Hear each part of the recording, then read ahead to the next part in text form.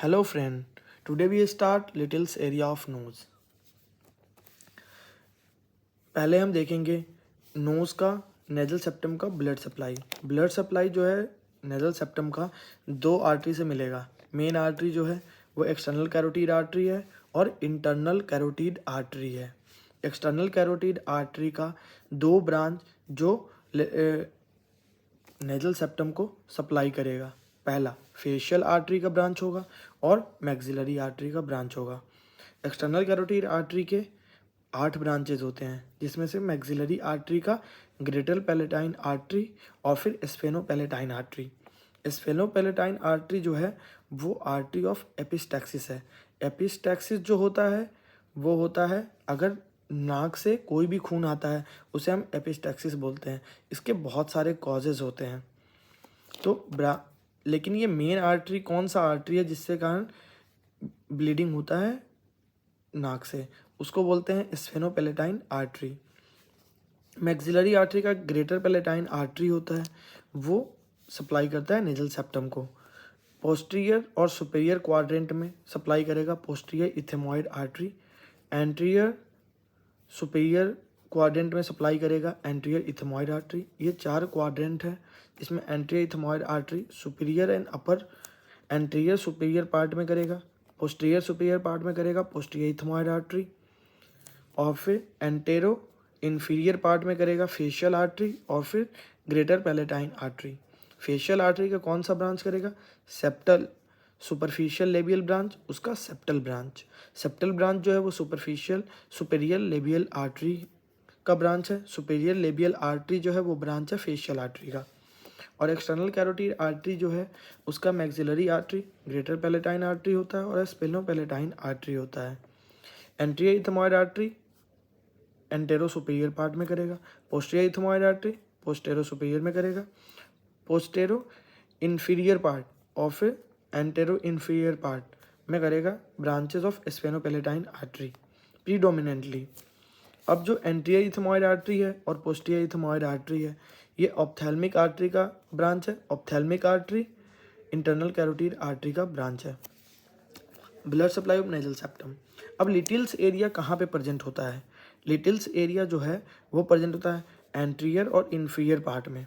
Anterior inferior part में जो nasal vestibule है या फिर वेस्टिब्यूल, इस पार्ट को हम बोलते हैं वेस्टिब्यूल। एंटीरियर इन्फीरियर पार्ट में प्रेजेंट होगा ऑफ नेजल सेप्टम और फिर वेस्टिब्यूल पे प्रेजेंट होगा।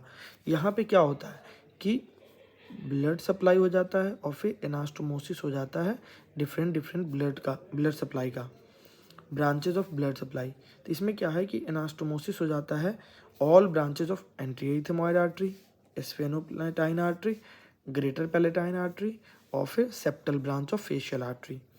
लेकिन यहाँ पे एक एमसीक्यू ध्यान देना है कि पोस्टीरियर इथेमॉइड आर्टरी जो है उसका कोई भी ब्रांच लिटिल्स एरिया को सप्लाई नहीं करता है। मतलब पोस्टीरियर इथेमॉइड आर्टरी जो है वो पार्ट नहीं है लिटिल्स एरिया का। ये एमसीक्यू भी आता है और लिटिल्स एरिया ऑफ नोज ये शॉर्ट नोट्स आता है यूनिवर्सिटी एग्जाम में। तो ये क्या है? एंटीरियर इन्फीरियर पार्ट और vestibule contain anastomosis between all branch. सभी ब्रांचों के बीच में एनास्टोमोसिस हो जाएगा। एक कैपिलरी नेटवर्क बना दिया, जैसे कि यहाँ पे एक नेटवर्क बन रहा है, कैपिलरी नेटवर्क बन गया। तो इस प्लेक्सस को हम बोलते हैं कैसलबैक प्लेक्सस। यहाँ क्या होता है? मेनली यहाँ पे जो होगा वो एंटीरियर एपिस्टैक्सिस होगा। मतलब नाक के आगे से जो खून आएगा, आगे से उसका कॉज क्या है कि ब्लीडिंग पॉइंट एंटीरियरली प्रेजेंट है। इसमें क्या होता है? एंटीरियर एपिस्टैक्सिस होगा। तो ये मेनली फॉर्म होगा स्फेनोपैलेटाइन आर्टरी। यहाँ पे एक प्लेक्सस प्रेजेंट होता है, जो फॉर्म होता है उसको बोलते हैं कैसलबैक प्लेक्सस। ये कॉमन साइट है ब्लीडिंग का। मतलब जो भी खून नाक से आता है उसका कॉमनेस्ट पॉइंट क्या है? कैसलबैक प्लेक्सस। कैसलबैक प्लेक्सस को मेनली फॉर्म करता है लिटिल्स एरिया मेनली स्फेनोपैलेटाइन आर्टरी। तो कॉमन साइट है ब्लीडिंग का। अब ये नोन एज लिटिल्स एरिया, इसको हम लिटिल्स एरिया भी बोलते हैं, जहाँ पे कैसलबैक प्लेक्सस प्रेजेंट होता है। अब क्लिनिकल एनाटॉमी क्या है? पहला कैसलबैक प्लेक्सस हो गया। दूसरा एक होता है वुड्स रफ प्लेक्सस। ये वुड रफ प्लेक्सस क्या होता है? ये जो होता है वो मेनली पोस्टीरियर एपिस्टैक्सिस के लिए रिस्पॉन्सिबल है। मतलब जो पीछे साइड में अगर यहाँ पे कोई, अगर यहाँ इस पार्ट में कोई भी ब्लड वेसल का रप्चर हो जाएगा या फिर उस ब्लड वेसल का इन्वॉल्वमेंट होगा, जैसे कोई भी वेन का इन्वॉल्वमेंट होगा, प्लेक्सस ऑफ वेन का, तो उसको बोलते हैं वुड रफ प्लेक्सस। ये मेनली जो प्रेजेंट होता है ये इन्फीरियर, जैसे यहाँ पे अगर इन्फीरियर टर्बिनेट प्रेजेंट है, इन्फीरियर कॉन का, तो उसके इन्फीरियर टर्बिनेट पे पोस्टेरो इन्फीरियर पार्ट पे प्रेजेंट होगा। यहाँ इस वाले एरिया में वुड रफ प्लेक्सस प्रेजेंट होगा, इस वाले एरिया में वुड रफ प्लेक्सस ये प्रेजेंट होता है inferior and posterior end of the inferior turbinate. Inferior turbinate से पोस्टीरियर और इन्फीरियर पार्ट में प्रेजेंट होगा would rough plexus. Site of posterior epistaxis in adult, adult में पोस्टीरियर एपिस्टैक्सिस के लिए रिस्पॉन्सिबल है वुड रफ प्लेक्सस। ये वेन का प्लेक्सस है, आर्टरी का नहीं है। आर्टरी का प्लेक्सस कौन सा है? कैसलबैक प्लेक्सस।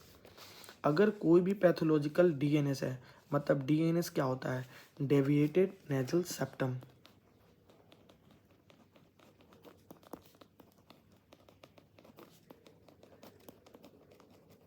डेविएटेड नेजल सेप्टम अगर प्रेजेंट है, मेनली ये प्रेजेंट मतलब होता है कुछ परसेंट ऑफ, मतलब मेनली सब में प्रेजेंट होता है लेकिन कम लेवल पे होता है। लेकिन अगर ये पैथोलॉजिकल डीएनएस है, मतलब डेविएटेड नेजल सेप्टम है, तो इसके कारण क्या होगा?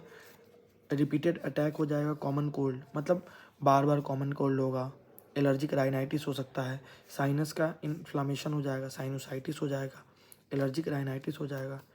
इसमें क्या है? सर्जिकल करेक्शन हमें करना पड़ेगा। कंजर्वेटिव ट्रीटमेंट भी कर सकते हैं डेविएटेड नेजल सेप्टम का, या फिर सर्जिकल मैनेजमेंट भी कर सकते हैं। Thank you. I hope you understand this topic. Do like, subscribe my channel.